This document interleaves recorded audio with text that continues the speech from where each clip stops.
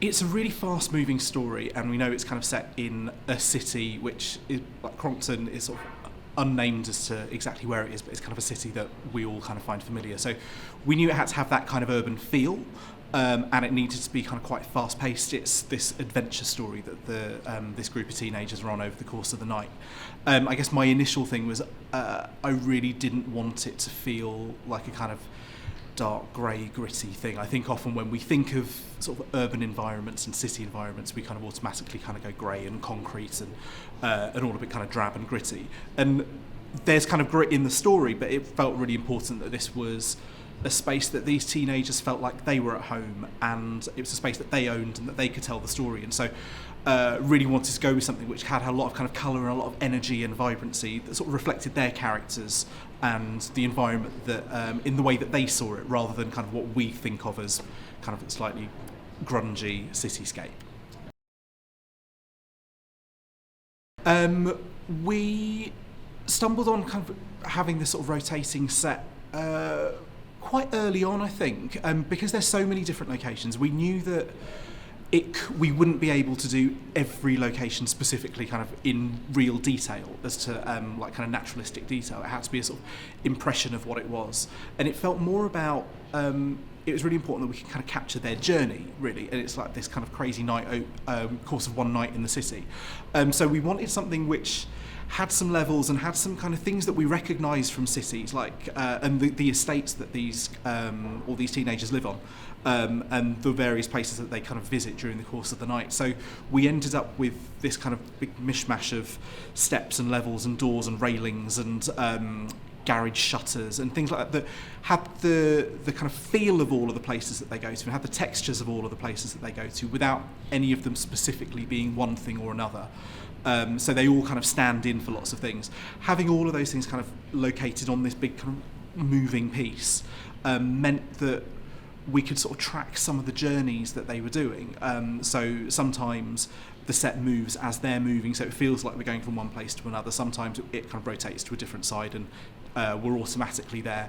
Sometimes we see the cast moving it themselves, because also it felt quite important that kind of while they're telling this story, they're in charge of setting up what location it might be. Sometimes it moves kind of sort of automatically, almost like we don't notice how it's moving, and it sort of takes on its own character, and the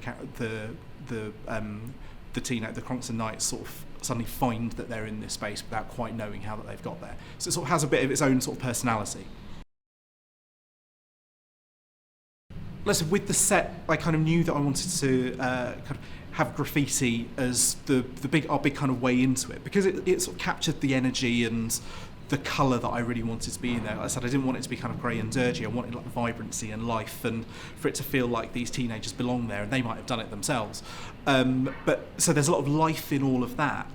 But in contrast to that, I wanted this group of characters to kind of stand out against that. So we decided if they're all in kind of greys, blacks and whites, a kind of monochrome grayscale world, in one end of it, they kind of look like quite a cool group in themselves. It's all kind of nice sort of sportswear and streetwear that they're wearing, but they kind of look like their own group. But then also, because there's so much colour in the set, they actually stand out against it. So whenever we see them, it's kind of quite clear that they're this group that kind of set off against this kind of this world with all this bright colour in it. So it kind of felt like it was quite a sort of strong visual choice to make. So we can always keep our eyes on them, but they also feel like a kind of tight-knit group in themselves. Yeah, there is an element of when we started sort of piecing the world of it together, we ended up with this kind of structure with all these kind of stairwells and doorways and turrets and stuff, and it sort of took on a bit of a kind of castle vibe. And then obviously with them being the Crongton Knights, we sort of decided that maybe like every knight should have a castle. So in the rehearsal room, we've always called this our castle. And there's lots of references kind of in the story as well that the teenagers talk about their homes as their castles as well. So that one on our stage is our castle, and then we've got these towers on the side, and we sort of kind of started giving everything sort of castle terminology. But it kind of felt really important that, like I said, it was a space that they owned, that they belonged in. So that sort of ties in with the way that the houses are described in the book as well.